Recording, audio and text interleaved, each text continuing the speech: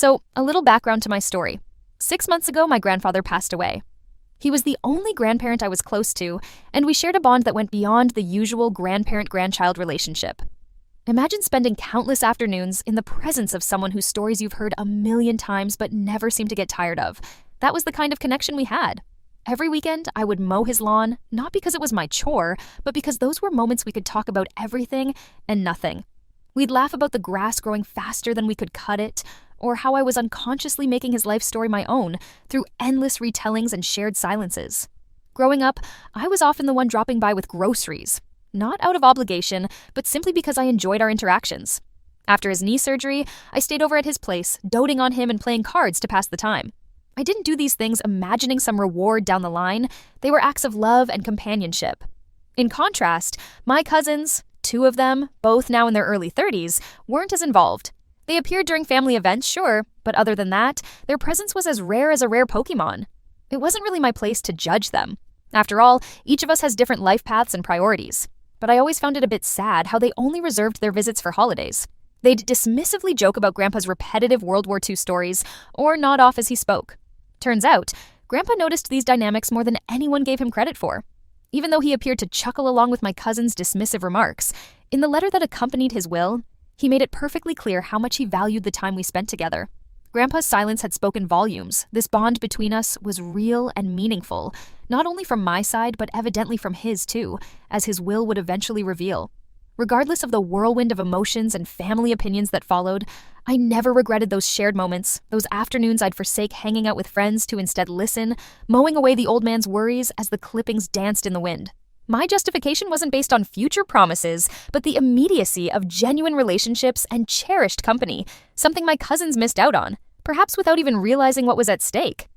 The reading of the will was an unexpected turning point that shook our family dynamic to its core. We all gathered around, faces brimming with emotions ranging from grief to anticipation. The air was thick with the weight of what was to come. When the lawyer finally began reading the words my grandfather had left behind, my heart was pounding in my chest. I tried not to have expectations, but it was surreal to think about what final words Grandpa might have left for us. Everyone sat in stunned silence when Grandpa's wishes were finally revealed. Against the backdrop of our different recollections and perceptions, he had made clear decisions. The surprise was palpable when it was announced that I would inherit the majority of his savings. Not a massive fortune. Instead, it was a substantial gesture, a high 5-figure sum, enough to make a meaningful difference in my life. For the rest, Grandpa had thought deeply about what to leave his family. Sentimental keepsakes like old watches, family photos, and other cherished items that held stories only he could tell fully. Yet it was the letter accompanying the will that added the deeper context. In it, Grandpa had written about how I was the only one who showed up. These words seemed to echo through the room, lingering in the faces of my family members and in the uncomfortable silence that followed. The room's atmosphere shifted as people digested what they'd heard. My cousins exchanged glances, their reactions carefully masked yet unmistakably touched by disbelief. They had only witnessed reality blindside them like this once before, when they participated in life but missed out on its fullness. With Grandpa's words as a backdrop, I felt both honored and a little burdened by the responsibility he placed on me.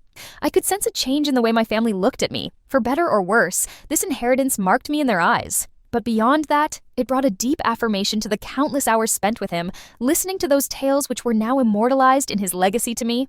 Even as I processed this new chapter, I couldn't shake off a sense of disruption that now loomed over our family gatherings. It was clear this was more than just a financial issue. It was an unveiling of relationships, of how we were different players in my grandfather's life story. While I was grateful, what stayed with me was less the inheritance and more the importance of presence, a particular gift my grandfather ensured I understood ever so poignantly. Initially, my cousins were surprisingly quiet, absorbing the reality of the situation, perhaps even a bit embarrassed by what the will had to highlight about our relationships with Grandpa. However, just a few weeks later, I started receiving unsettling messages from them.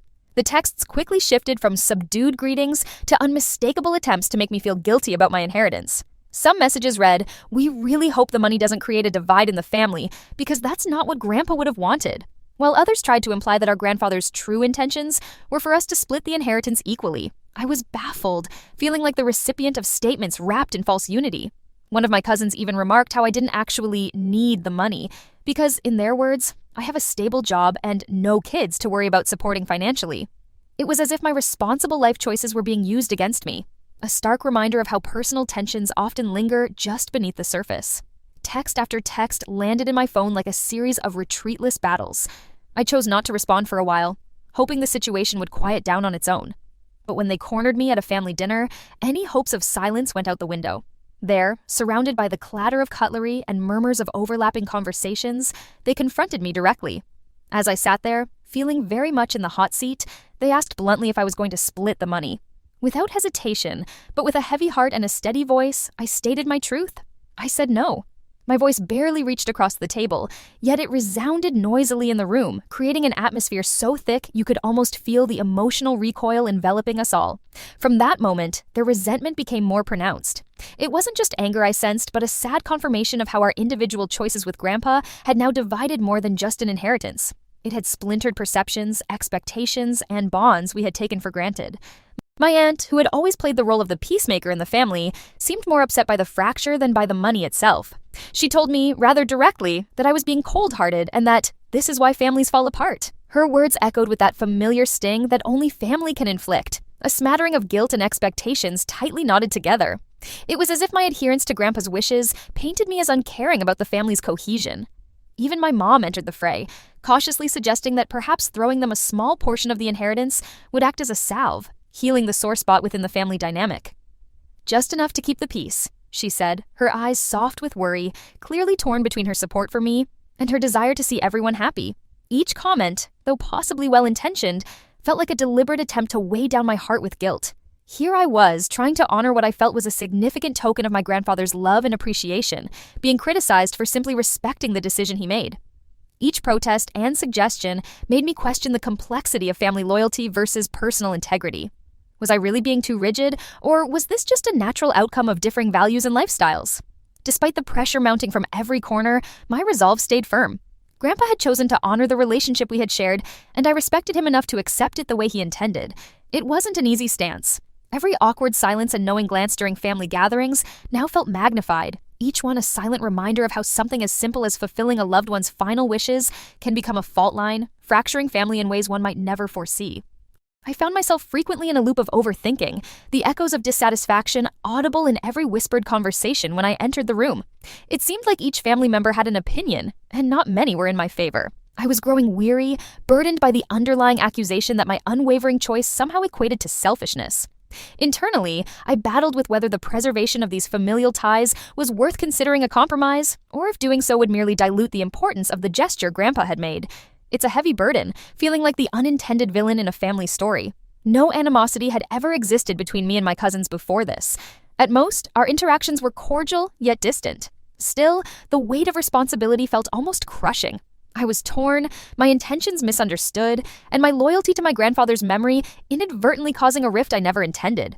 It was a struggle to reconcile feelings of guilt with a clear conscience, vividly aware of how easily the fabric of family unity can fray under strain, transforming affection into something taut and uneasy.